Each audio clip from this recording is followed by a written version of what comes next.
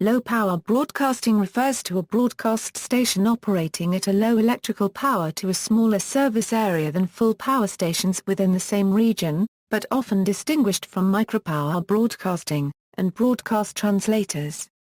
Lpfm, LPAM and LPTV are in various levels of use across the world, varying widely based on the laws and their enforcement.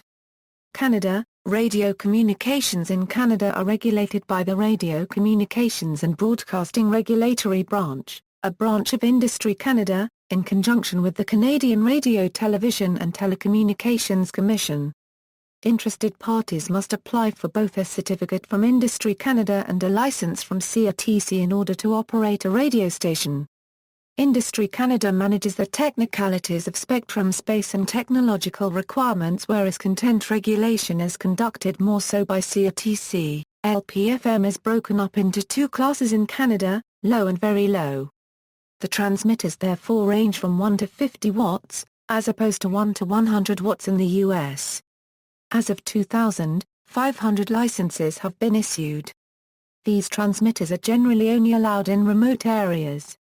The regulation of spectrum space is strict in Canada, as well having restrictions on second and third adjacent channels, along with other protections for AM and FM commercial radio. In addition, because there have been a few cases that found that FM frequencies have caused interference to the aeronautical navigation and communications spectrum, pirate radio regulation has remained very strict as well. However, the two regulating bodies do have certain exemptions. For example, low-power announcement transmitters that meet the requirement of Broadcasting Equipment Technical Standards 1, limited duration special events distribution undertakings, temporary resource development distribution undertakings, and public emergency radio undertakings are a few instances, which according to certain criteria, may be exempt from certificate license requirements. In Canada, there is no formal transmission power below which a television transmitter is broadcasting at low power. Industry Canada, in most cases, considers a television transmitter to be low power if the noise-limited bounding contours are less than 20 km from the antenna. New Zealand, in New Zealand residents are allowed to broadcast license free of charge at a maximum of 1 watt EIRP in the FM guard bands from 87.6 to 88.3 and from 106.7 to 107.7 MHz under a general user radio license, which is issued by Radio Spectrum Management, managed by the Ministry of Economic Development. Prior to June 2010, the lower band was located between 88.1 and 88.8 and a maximum of 500 MW EIRP allowed. Broadcasters on these frequencies are required to cease operations if they interfere with other, licensed broadcasters and have no protection from interference from other licensed or unlicensed broadcasters. Contact details must also be broadcast every hour. There exists a 25 km broadcast translator rule. One licensee may operate two transmitters anywhere, but a third transmitter must be at least 25 km away from at least one of the first two transmitters.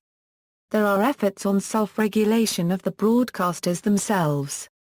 The NZRSM radio inspectors do, however, regularly monitor and make random unannounced visits to broadcasters, and will impose fines for violations of the regulations.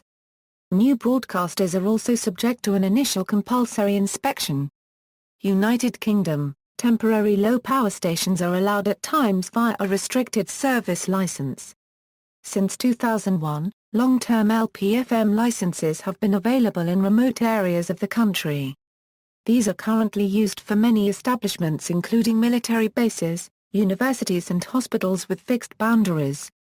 United States FM radio low power FM is a non-commercial educational broadcast service. LPFM licenses may be issued to non-commercial educational entities, and public safety and transportation organizations. Individuals and holders of other types of broadcast licenses are not eligible to hold an LPFM license. LPFM classes, Class L1 is to 100 watts effective radiated power. Class L2 is at least 1 and up to 10 watts ERP. In addition, Class D educational licenses exist for stations of 10 watts transmitter power output or less, regardless of ERP. These stations are all grandfathered operations, as no new licenses of this type have been issued since 1978. They are not considered to be LPFM stations, although they operate non-commercially and have similar coverage areas to Class L2 stations. Legislation. Origins of LPFM. In January 2000, the Federal Communications Commission established low-power FM as a new designated class of radio station. These stations were allowed to operate at €1 or 50 € 100 watts of power, compared to the minimum requirement for commercial stations at 100 watts originally. It was supported by activists and groups and figures associated with American progressivism. Music artists, church leaders, and educators. The original purpose of LPFM was to serve as an alternative to radio homogenization, as described in the J&MC Quarterly Journal, as necessary to offset the growing consolidation of station ownership in the wake of the Telecommunications Act of 1996, which removed caps on radio ownership, as well as the decline of locally produced radio programming. The main opposition to LPFMs come from the National Association of Broadcasters, which opposed the act on grounds to maintain spectrum integrity for commercial broadcasting, according to NAB President Edward O. Fritz. Radio Broadcasting Preservation Act of 2000 Pressure from the National Association of Broadcasters urged Congress to slip the Radio Broadcasting Preservation Act of 2000 into a general spending bill that circulated through Congress. President Bill Clinton signed the bill in December 2000, albeit reluctantly.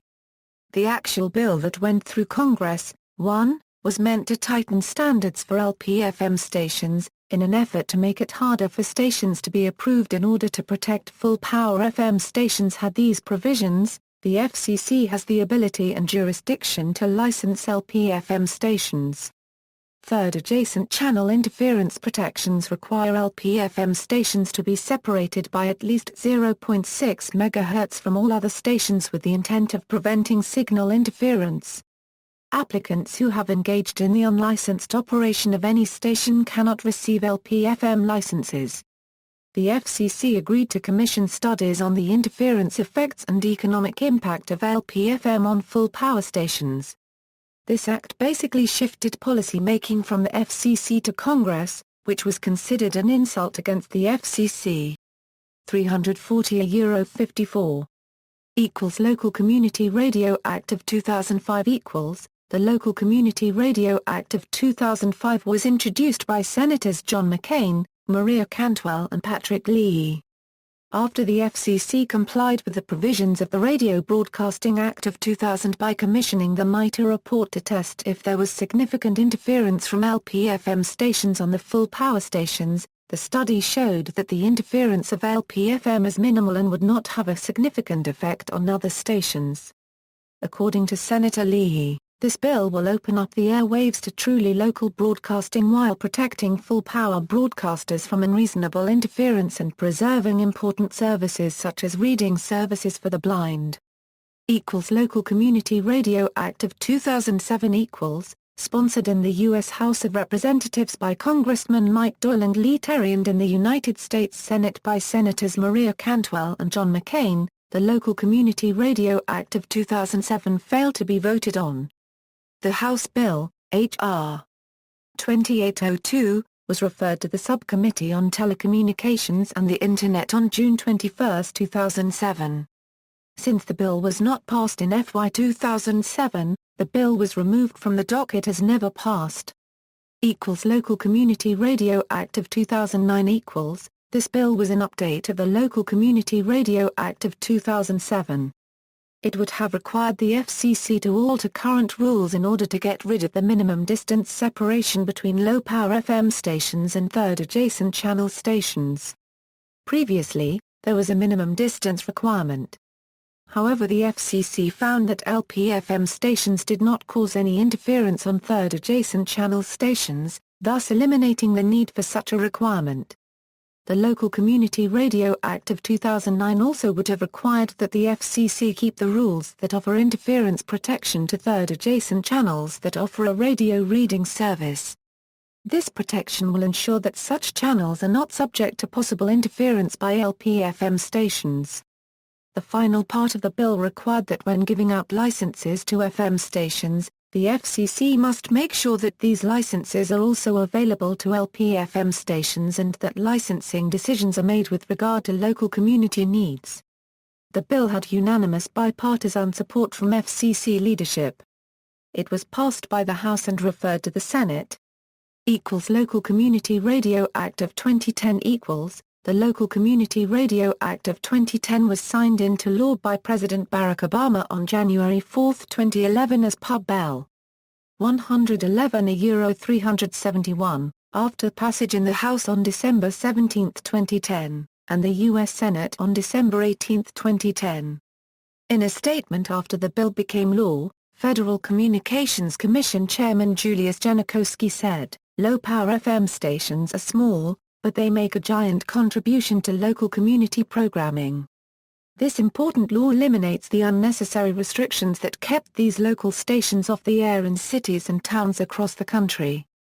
The Act states that the Federal Communications Commission, when licensing new FM translator stations, FM booster stations, and low-power FM stations, should ensure that licenses are available to FM translator stations, FM booster stations, and low-power FM stations.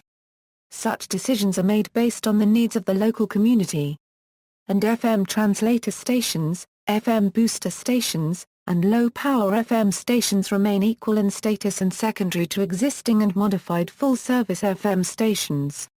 In general, the FCC was to modify its rules to eliminate third adjacent minimum distance separation requirements between low-power FM stations and full-service FM stations, FM translator stations, and FM booster stations.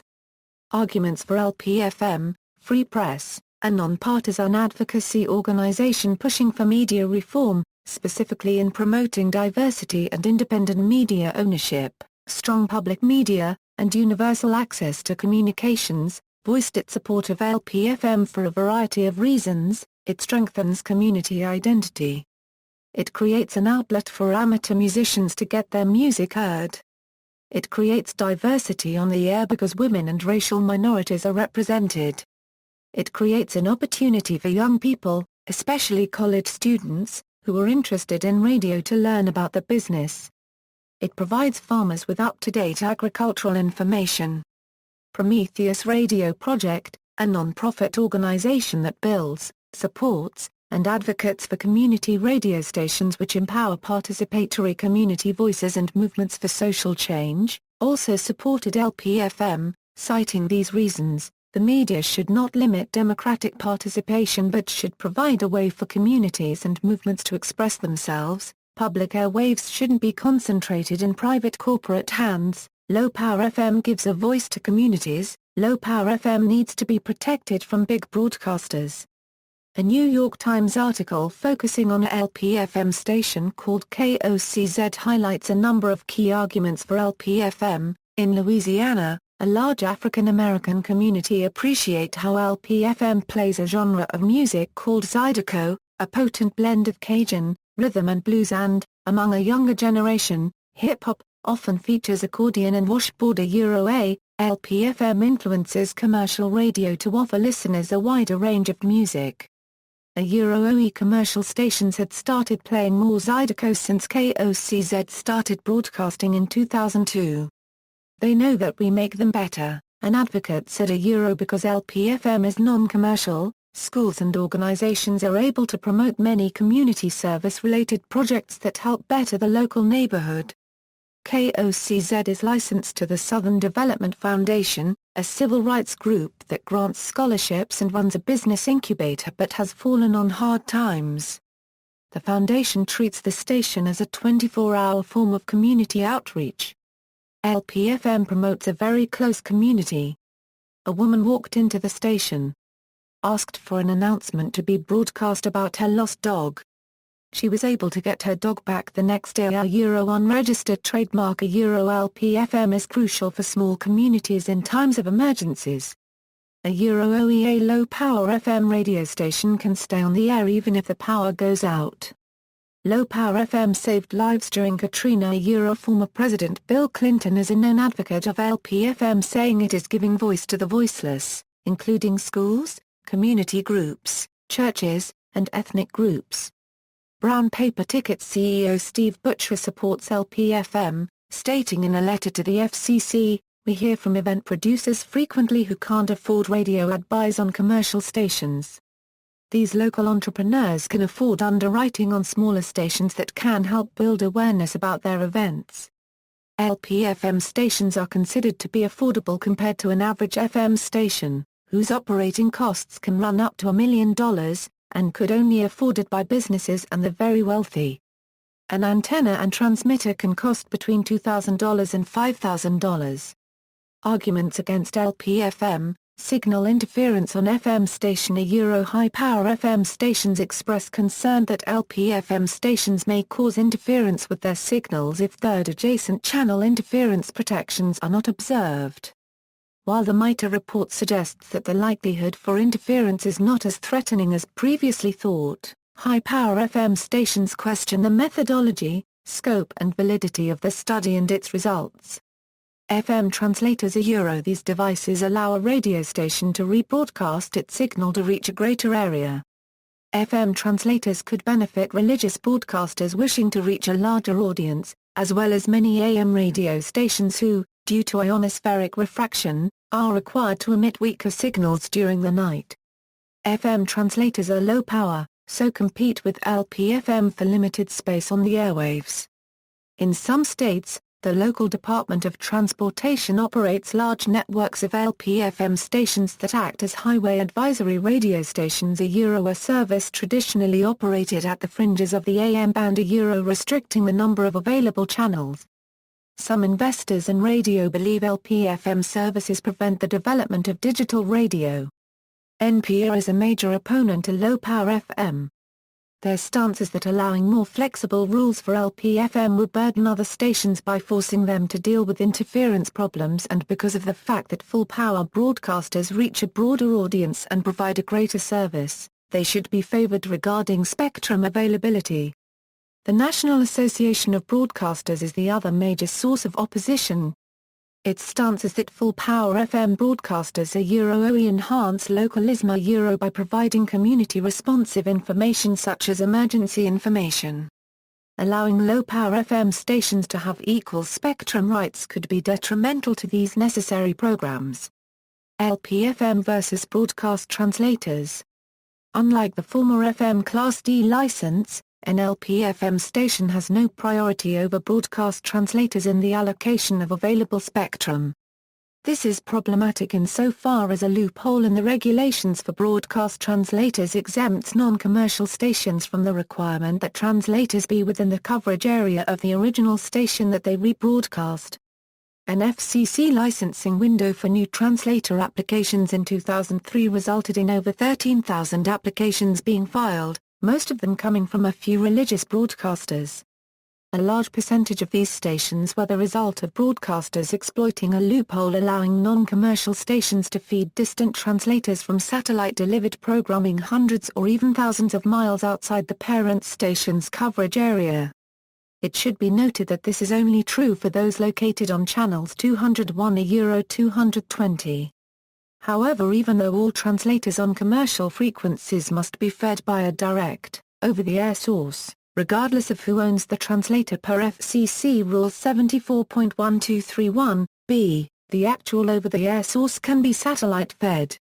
This leads to programming from a single station ending up on several hundred different translators. One station cannot apply for hundreds or thousands of translators nationwide, using automated means to generate license applications for all available channels, unless all of their applications are exclusively on the non-commercial part of the broadcast band. As with any new service that shares the FM spectrum, when translators are added to an area, they can reduce or eliminate the availability of channels both for new LPFM applicants and for relocation of any existing LPFM stations displaced by full-service broadcasters. Unlike an LPFM station, a translator is not required to originate any local content except as permitted by 47 CFR 74.1231(g). AM radio equals. Under the FCC rules, there is no such thing legally as LPAM like there is LPFM. LPAM is only an acronym applied to licensed low-power AM operations and to Part 15 transmissions as well. The use of LPAM in this description is not a legal term and is only used as an abbreviation. Any licensed LPAM operations in the United States are low-power nighttime or post-sunset pre-sunrise authorizations for higher-power licensed AM stations. These are Class D AM broadcast stations, which would have been limited to daytime-only operations before regulations changed in the 1980s. Many, but not all, Class D stations have been granted authority to broadcast at night with enough power to be heard within a few miles of their transmitter sites. Other LPAM operations are known as Travelers Information Stations, sometimes also called Highway Advisory Radio.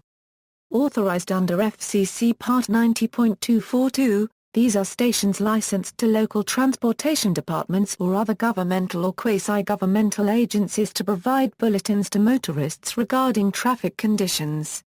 These are often near highways and airports, and occasionally other tourism attractions such as national parks. Some are used by chemical and nuclear facilities for emergency evacuation information systems, others by public safety entities for mobile operations. They are normally authorized for 10 watts or less, although some higher authorizations exist, primarily in locations where emergency evacuation may become necessary. Music is disallowed on TISHAR stations. The 60-watt TIS stations on 1640 and 1680 kHz at Dallas Fort Worth International Airport are the most powerful of the full-time TIS stations. Music is disallowed on TISHAR stations and only 3 kHz wide audio is allowed as well, compared to 10 kHz audio on AM broadcast stations and 15 kHz audio on FM stations. Television There are more than 2,450 licensed low-power television stations in the U.S., which are located in markets of all sizes, from New York City down to Junction City, Kansas. LPTV is common in the U.S., Canada and most of the Americas, where most stations originate their own programming. Stations that do not originate their own programming are designated as translators. The Community Broadcasters Act of 1998 directed the FCC to create a classification of LPTV licenses called Class A digital low power, and Class A television stations have an ERP limit of 3,000 watts for VHF, and 15 kilowatts for UHF. The LPTV service is considered a secondary service by the FCC, which means the licensee is not guaranteed protection from interference or displacement. An LPTV station must accept harmful interference from full-service television stations and may not cause harmful interference to any full-service television station. The problem with potential displacement was made evident during the transition of broadcasting in the United States from analog to digital. All television stations operating on UHF channels 52 and above were required to move to channel 51 or below. Full-service stations were guaranteed a place to land in the new compressed band, while LPTV stations operating on channels 52 and above were forced to find their own channel to move to. If a station was not able to find a displacement channel, it runs the risk of losing its license. Class A LPTV stations, the FCC provided for a one-time filing opportunity for existing LPTV stations to become Class A stations. The designation was available only to those LPTV stations that were producing 2 hours per week of local programming. Class A status provides for protected channel status, and Class A stations are required to produce 2 hours per week of local programming, maintain a production studio within their Grade B contour, and comply with many of the requirements placed on full-service television stations. Must carry. One of the key distinctions between full-service television stations and low-power stations is cable television and direct broadcast satellite carriage. Full-service stations are guaranteed carriage in their local television market through must-carry, whereas LPTV stations are not. In 2008, there was an effort put forward by FCC Chairman Kevin Martin to grant must-carry rights to Class A LPTV stations. the effort failed due to a lack of support from the other FCC commissioners. Network affiliates. Though many low-power television stations are either unaffiliated, or broadcast programming from small networks meant for their use, some LPTV stations are affiliated with major broadcast networks like Fox, the CW or My Network TV. Examples include in Youngstown, Ohio, where a pair of LPTV stations based at WYFXLD broadcast Fox programming, along with the digital sub-channel of the co-owned CBS affiliate, WKBN-TV, or in the Lima, Ohio area, whose low-power stations are affiliates of major networks, such as CBS and ABC. Digital transition. On July 15, 2011, the FCC issued an order to low-power broadcasters that effectively requires all remaining television transmitters to vacate channels 52 to 69 by December 31, 2011. In that same order, the FCC effectively requires all remaining analog transmitters to shut down by September 1, 2015. Unlike FM and AM, unlicensed use of television bands is prohibited for broadcasting.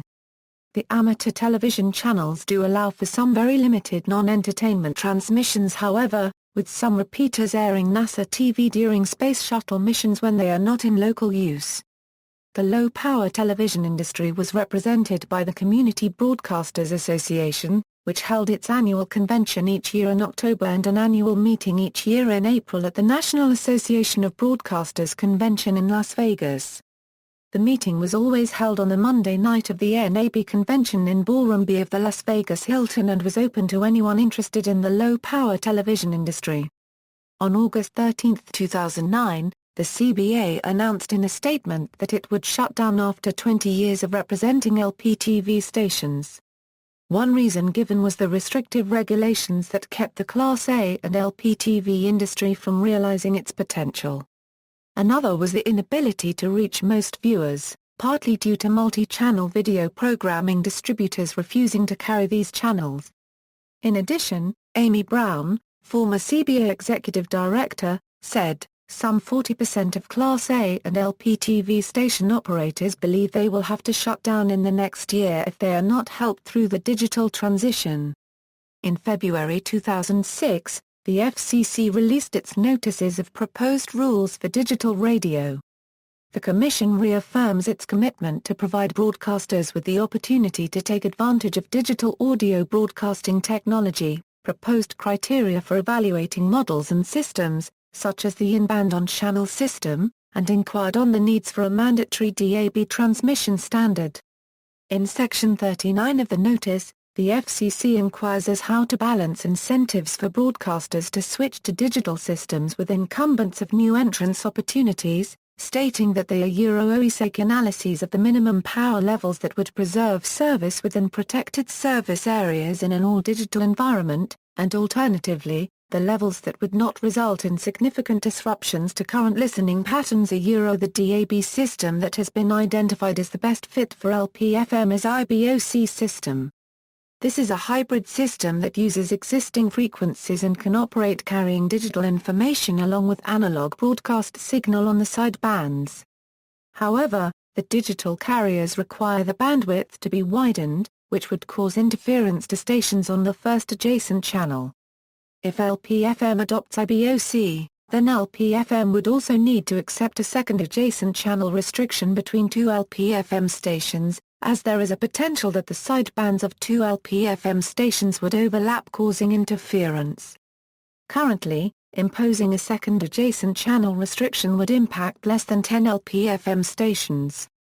See also, List of broadcast station classes explanation on broadcasting classes, North American call sign how call signs and classes are used in North America, ITU prefix how call signs and classes are used worldwide, list of Lpfm stations in New Zealand, cognitive radio, wireless mesh network. References. External links.